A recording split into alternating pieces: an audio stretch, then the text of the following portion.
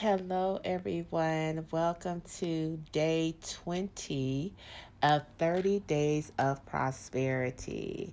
So, today I'm going to be talking about the blessing of Abraham. I mentioned the other day in the top, when I discussed the topic, we've been redeemed, I believe, part one, how through Christ, we became the spiritual offsprings and heir of Abraham. So, because of that, we are able to be partakers of the blessing of Abraham. So, today I'm going to talk about that blessing. So, as I've said, in Genesis chapter 12, God called Abraham out of, away from the life, that he was living, that he had grew accustomed to over the years. I talked about how his family, Abraham's family were idol worshippers, and they made these graven images, statues, that they called gods, and gave them different names, and they worshiped these statues. And like I said, that was like an abomination to God, because God is the one true living God. He's not a statue, that they can make and give different names to, and, worship. He's the one true living God, So um, basically, that what they were doing was, you know, witchcraft and sorcery, So God does not have no hand in anything like that. So when God spoke to Abraham to leave these things behind, God made Abraham some promises, you know, and so I'm going to read Genesis chapter 12, verses 1 through 3 again. So it says, Now the Lord has said unto Abram, Get thee out of thy country and from thy kindred and from thy father's house into a land that I will show thee. And I will make of thee a great nation, and I will bless thee and make thy name great, and thou shalt be a blessing. And I will bless them that bless thee, and curse him that curseth thee, and in thee shall all families of the earth be blessed. So, first of all, God was saying, Abraham, if you leave these things behind, you know, um, you're going to travel to a land, that I'm going to show you. So basically, that land was, a land that God was going to give to Abraham and his descendants. Okay. So, this land that Abraham was going to, it wasn't just any land, it was a land that God was going to give to them, to him, and his descendants. And then God promised in verse 2, and I will make of thee a great nation. Like I said, Abraham's wife, Sarai, or Sarah, couldn't have a child. She couldn't conceive. They could not conceive naturally, because she was barren. But God promised Abraham he was going to make him a great nation, and that he was going to bless him and make his name great. Okay, and then that Abraham would be a blessing as well. And then it says in verse 3, and I will bless them that bless thee. Okay, so God promised that, he was going to bless whoever who blessed Abraham. And then he was going to curse him that cursed him. So God was going to curse whoever cursed Abraham. And in thee, Abraham, shall all the families of the earth be blessed. So as I said, you know, in that one right there, Abraham, it was the seed that was going to come, which was Jesus Christ. God talked about it then. It was the seed that was going to come through the lineage of Abraham, which was Jesus Christ, that was going to be able to allow people outside of the Jewish race, the Hebrew Jewish race, people outside of the Abrahamic covenant, to be able to be partakers of this blessing, through that seed, like I said, which is Christ. So the Gentiles, basically people who were not Jews, were going to be able to be engrafted into this covenant to where they would be able to participate in the blessing of Abraham as well. Okay, so um, so basically, in Genesis chapter 12, verse 7, we could see where God confirms his promise about the land that he had Abraham travel to, the land that he was going to give to Abraham and his descendants. It says, and the Lord appeared unto Abraham and the Lord appeared to Abram and said, unto thy seed will I give this land. And there Abraham builded an altar unto the Lord who appeared unto him. So right there, God confirmed that promise that he was going to give that land to Abraham and his seed. So now remember where it says that God promised to bless those who bless Abraham and to curse those who cursed Abraham. So, okay, so when Abraham left his country, left everything God asked him to leave, and he traveled, to that land, but then he um, started traveling again. Um, there came a famine, and it's like it was a bad famine. Okay, so verse 10 of chapter 12 says that there was a famine in the land, and Abram went down into Egypt to sojourn there, for the famine was grievous in the land. Okay, so yeah, so it said, the verse said, the famine was grievous in the land. Okay, so that means it was a bad famine. So and so basically Abraham went to Egypt to live in Egypt until the famine subsided. So there was a challenge with traveling to Egypt, because Abraham's wife, Sarah, was like a very beautiful woman. Abraham knew that the people, like the king and his people, most likely was going to try to kill him and take Sarah. Okay, so on their way to Egypt,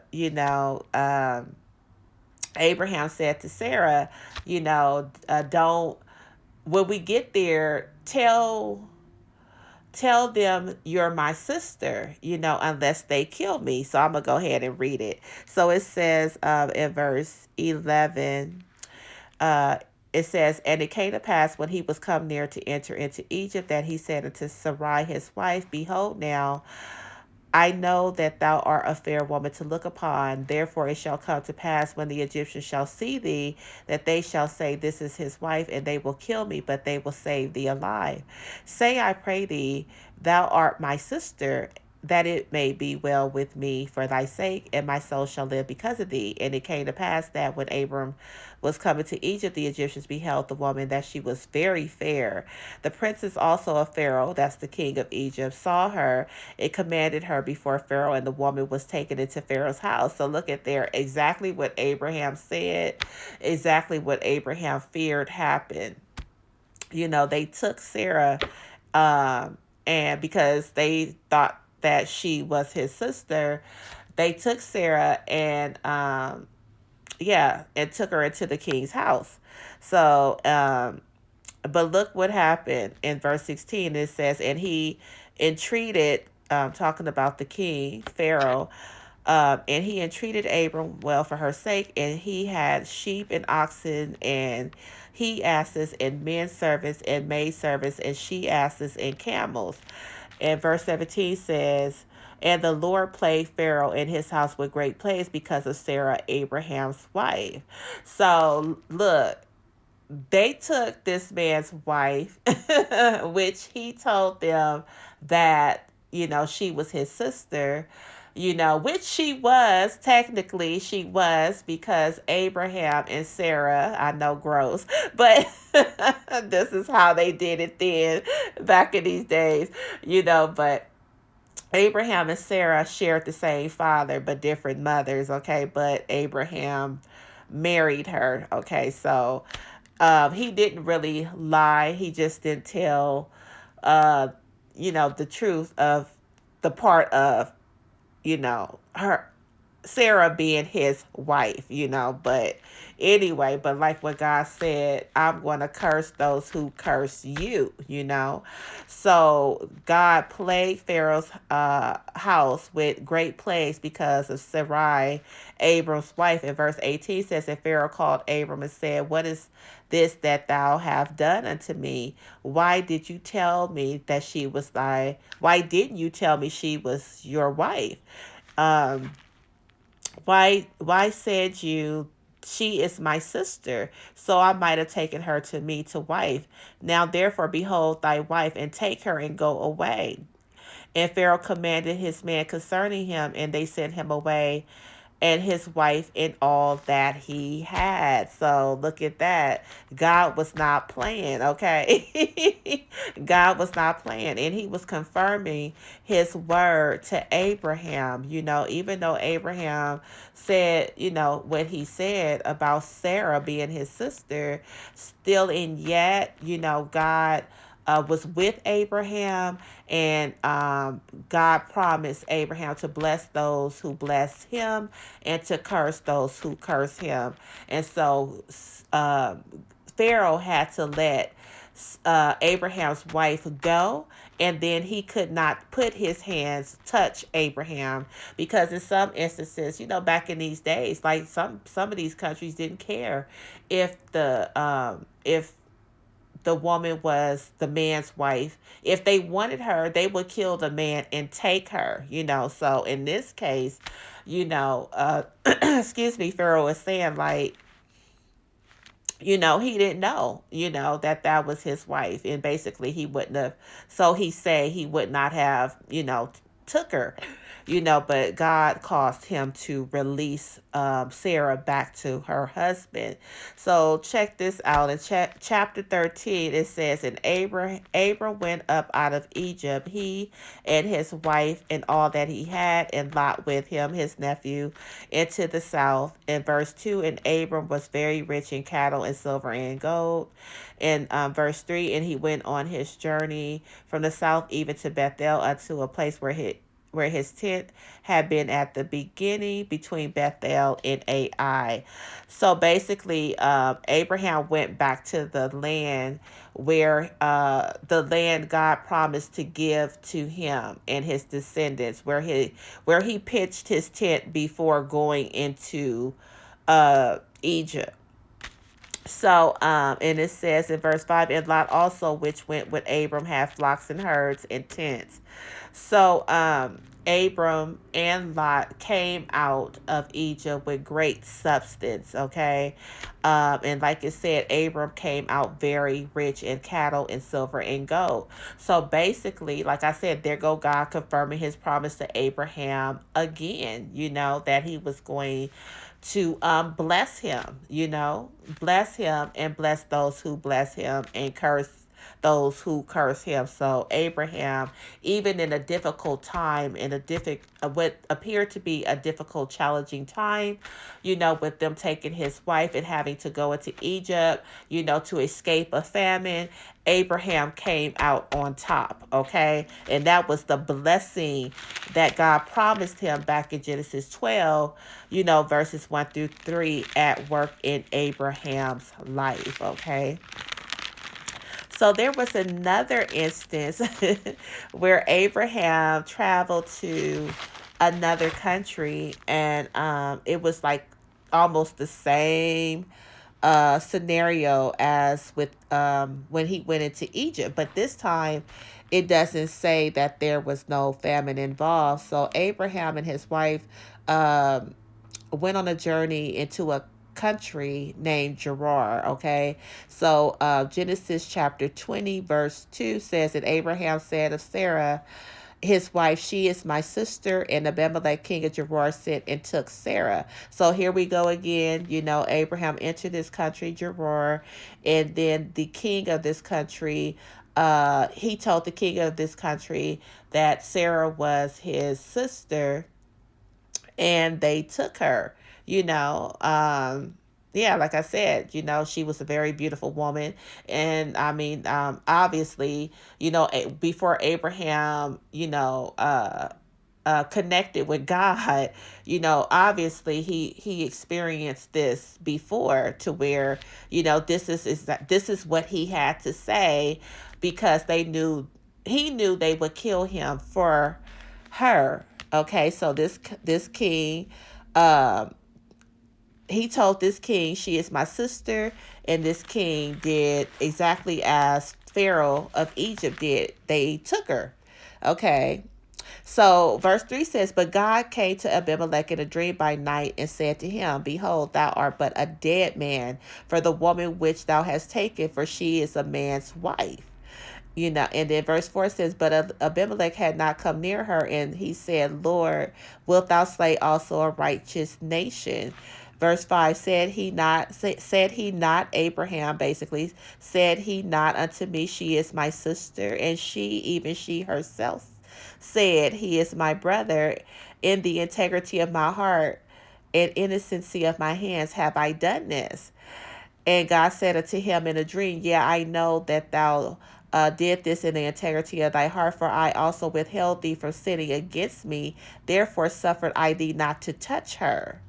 Okay, so now verse 7 says, now therefore restore the man his wife, for he is a prophet, and he shall pray for thee, and thou shalt live. And if thou restore her not, know thou that thou shalt surely die, thou and all that are thine. And verse 8 says, therefore Abimelech rose early in the morning and called all his servants and told all these things in their ears, and the men were sore afraid. Okay, so now Abimelech goes to Abraham in verse 10, and it says, and Abimelech said unto Abraham, what sawest thou that thou hast done this thing? So he asking him, like, why did you do this thing to us? Why did you tell me she was your sister? So verse 11, and Abraham said, because I thought, surely the fear of God is not in this place, and they will slay me for my wife's sake. In verse 12, and yet indeed she is my sister. She is the daughter of my father, but not the daughter of my mother, and she became my wife. So you see, um, Abraham confirms that Sarah is in fact his sister, through their father, but not of the same mother. Okay, so verse 13, and it came to pass when God caused me to wander from my father's house, that I said unto her, this is thy kindness which thou shalt show it to me at every place whither we shall come. Say of me, he is my brother. Verse 14, and Abimelech took sheep and oxen and manservants and women servants and gave them unto Abraham, and restored him Sarah his wife. And behold, Abimelech said, behold, my land is before thee, dwell where it pleaseth thee. And unto Sarah he said, behold, I have given thy brother 1,000 pieces of silver. Behold, he is to thee a covering of the eyes unto all that are with thee, and with all other. Thus she was reproved. So Abraham prayed unto God, and God healed Abimelech. Hold on.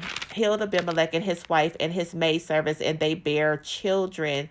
For the Lord hath fast closed up all the wombs of the house of Abimelech because of Sarah, Abraham's wife. So look, God, like I said, God was not playing with these people.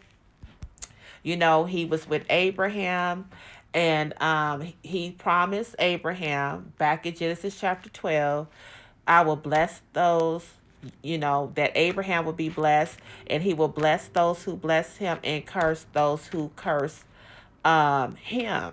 So God told this king, you but a dead man.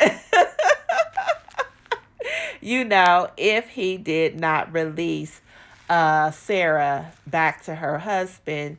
And God also stopped his wife this king's wife and the other women from conceiving. He closed up their wombs. And so Abraham had to pray that God would restore and open up these women's wombs. So, and also we could see that in verse 14, Abimelech gave all these things, sheep, oxen, men servants, and women servants, and 1,000 pieces of silver to Abraham for basically compensation or recompense for, the pain that he caused Sarah and Abraham. So, once again, through another challenging situation, Abraham came out on top. He left Egypt with wealth. He left uh, Gerar with wealth. And this was the blessing of Abraham at work. Okay. This was the blessing of Abraham at work in Abraham's life. So everything God said that he was going to do in Abraham's life, God performed those promises. So we can see the confirmation of those promises in chapter 24, where it says that Abraham was old and well stricken in age, and the Lord had blessed Abraham in all things, okay? All things. So God performed the promises that um, that he promised to Abraham in Genesis chapter 12. And we can see Abraham's servant telling Abraham's relatives back home, of all the great things God did in Abraham and Sarah's life. Remember, he left his country, his relatives, and his father's house, and Abraham never returned to his hometown, but Abraham sent his servant to his hometown to find a wife for his son Isaac. And so the servant was back in Abraham's hometown, telling his relatives all the great things that God did in Abraham and Sarah's life. So I'm going to start in verse 34. It says, and he said, I am Abraham's servant. 35, and the Lord has blessed my master greatly, and he has become great, and he has given him flocks and herds and silver and gold and manservants and maidservants and camels and asses. And verse 30, as Sarah, my master's wife, bare a son to my master when she was old, and unto him has he given all that he has. So look at how God blessed Abraham's life. It said, God blessed Abraham in all things. And this is what all things entailed, that God blessed him with wealth. And he also blessed them with a child, which Abraham's seed would continue to multiply through, okay, making him a great nation. And like I said, the Jewish people are still populating today. Okay, so Abraham's seed is still multiplying in the earth, and they're like, you know, everywhere. They live everywhere. So God kept His promise to Abraham, and the blessing. Um, of Abraham was at work in his life. So I already went like 23 minutes.